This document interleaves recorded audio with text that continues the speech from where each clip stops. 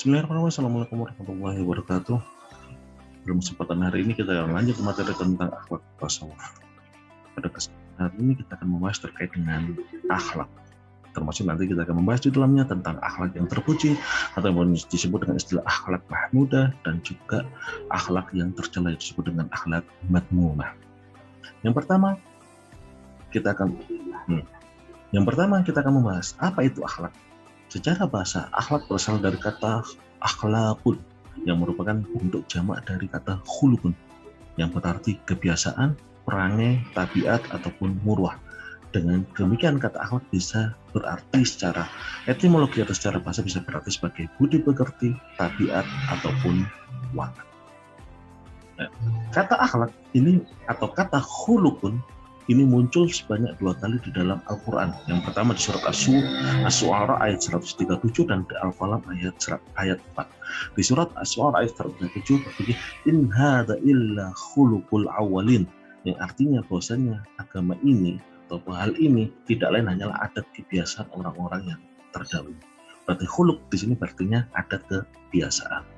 Yang kedua, wa innaka la'ala khuluqin 'adzim, dan sesungguhnya engkau benar-benar berbudi pekerti yang luhur. Nah, khuluq di sini artinya adalah budi pekerti. Sedangkan secara terminologi atau secara istilah, akhlak menurut Imam Ghazali berarti apa? Al-khuluq ibaratun an hay'atin fin nafs rasikhatun anha tasdurul af'al bisuhulah wa yusrin min ghairi hajatin ila fikrin wa rawiyatin. Imam Ghazali mendefinisikan akhlak adalah hayat atau sifat atau kondisi yang tertanam dalam jiwa yang daripadanya lahir perbuatan-perbuatan yang secara spontan, yakni tasdur afal bisulah wa warawiyah, yang muncul secara mudah, spontan, tanpa memerlukan pertimbangan ataupun pemikiran.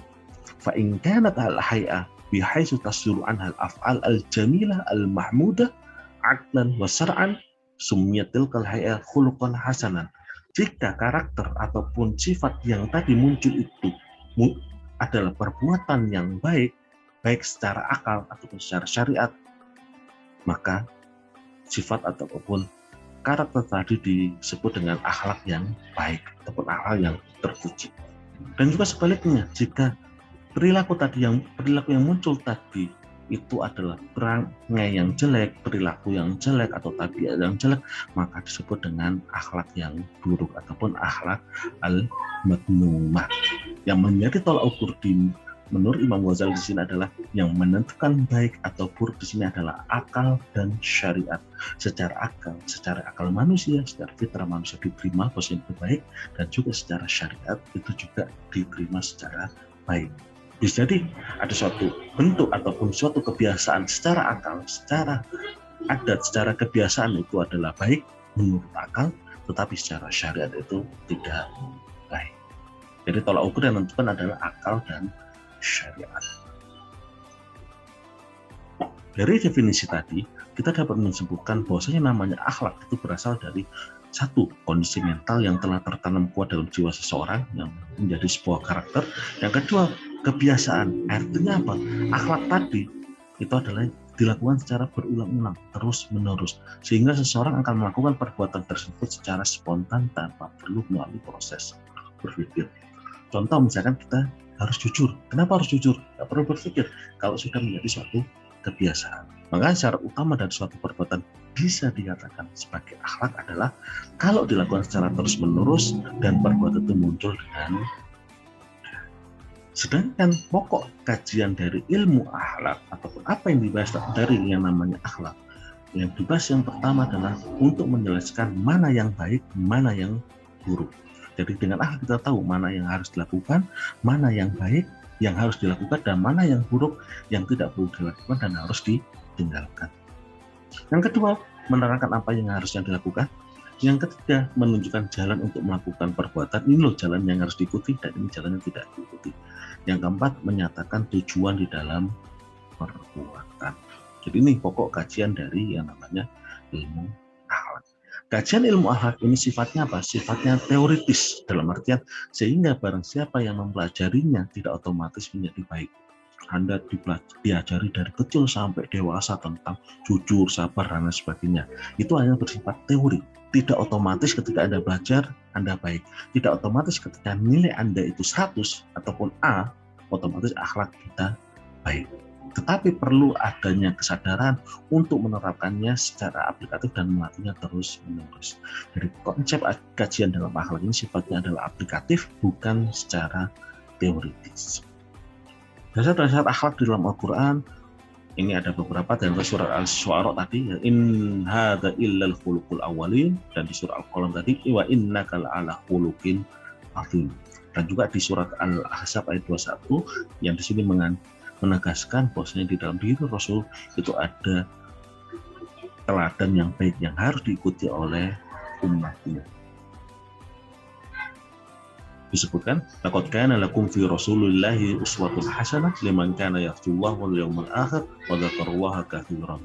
Sungguh telah ada pada diri Rasulullah itu teladan yang baik, dan bagi yang mengharapkan rahmat Allah dan mengharapkan datangnya hari kiamat atau nanti kedatangan hari kiamat, maka seharusnya dia selalu mengingat Allah dan mengikuti atau menteladani sifat-sifat yang telah diajarkan oleh Rasulullah.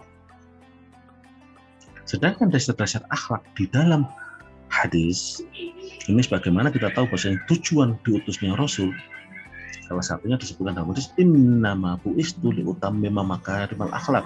Sungguh aku diutus untuk menyempurnakan akhlak yang mulia.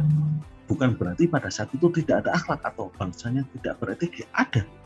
Ada akhlak yang baik pada umat saat itu. Nah, Islam datang untuk menyempurnakan akhlak-akhlak yang baik. Kalau yang baik ditekankan, maksudnya ini baik. Kalau itu buruk, maka akhlak tadi dilarang. Kalaupun ada yang masih bisa diperbaiki, maka diperbaiki. Makanya di sini innama bu'istu liutammima makarimal akhlak. Bahwasanya Rasul diutus untuk menyempurnakan akhlak. Selain disebutkan a'malul mu'min imanan ahsanum khuluqan. Sempurnanya keimanan seseorang mukmin itu adalah kalau dia baik akhlaknya. Yang ketiga, innal mu'mina la yudriku bi husni khuluqi darajati qa'imil laili wa sha'imin nahar. Sesungguhnya orang mukmin dengan akhlaknya, dengan etikanya, dengan peringainya, itu dia akan bisa mencapai derajat orang yang selalu sholat malam atau orang yang selalu berpuasa. Artinya apa? Dalam ibadah, kalau dari ibadah tadi melahirkan akhlak yang terbaik, akhlak yang baik terhadap sesama, terhadap makhluk hidup sekitar, itu derajat lebih baik daripada orang yang hanya fokus pada ibadah sholat saja ataupun hanya fokus kepada puasa saja. Jadi dengan akhlak itu menghasilkan atau menjadi buah dari implementasi ibadah yang telah dilakukan oleh kita. Jadi kalau kita sudah beriman, kita beribadah, bentuk buahnya atau implementasi dari hasil keimanan kita dan hasil ibadah kita itu adalah akhlak. Nah, akhlak sendiri terbagi menjadi dua, ada akhlak mahmudah dan ada akhlak madmumah. Akhlak mahmudah adalah akhlak yang terpuji, contohnya banyak bersyukur, sabar, suka memberi, suka menolong, jujur, terpercaya, dan sebagainya. Sedangkan akhlak madmumah itu adalah akhlak yang tercela, suka berbohong, suka menipu, suka mengerjai orang, suka membuli orang, tidak sabar, suka marah, sering mengeluh, dan lain sebagainya. Contoh mudahnya dari sifat munafik. Ayatul munafik salasa. Ciri dari orang munafik itu ada 3. Idza hadasa kadzdzaba, wa idza wa'ada akhlafa, wa idza tumina khana. Jadi kalau misalkan berkata bohong, berkelawannya bohong jujur. Tapi kalau dipercaya dia berkhianat, berkelawannya bisa dipercaya.